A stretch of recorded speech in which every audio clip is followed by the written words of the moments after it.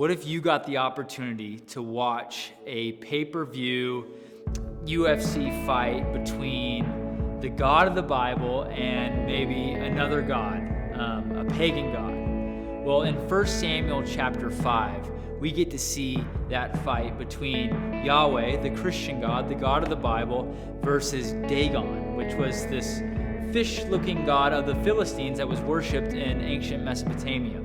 And so what happened was in 1 Samuel chapter 4, the Israelites, they went out to battle against the Philistines, and they're like, hey, I think that we can use God, the Ark of the Covenant, in order to get a victory here. And when you use God as a genie to get what you want, what happens?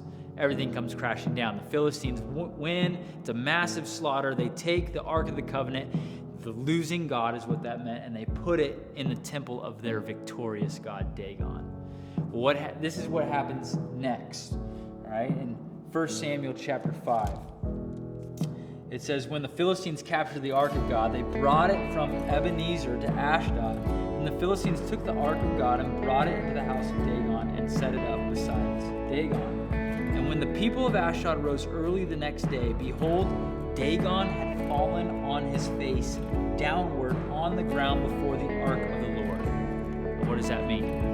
So the victorious God is on the ground bowing down before the ark.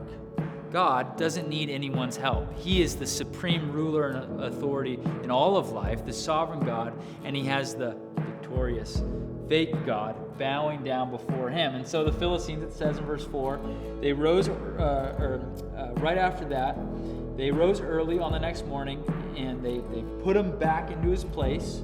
They go to bed. They wake up again, and Dagon had fallen again on his face downward, but this time with his head cut off, and his hands were lying apart from his body.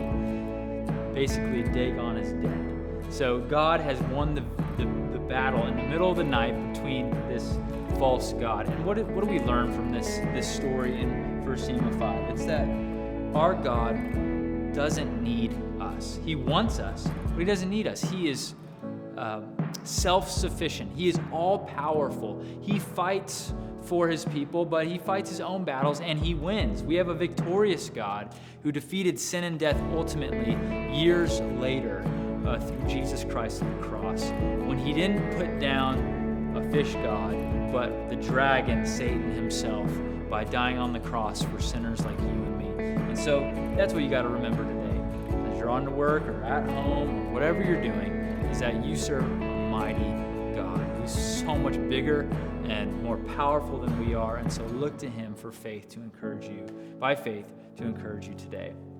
Thanks for listening.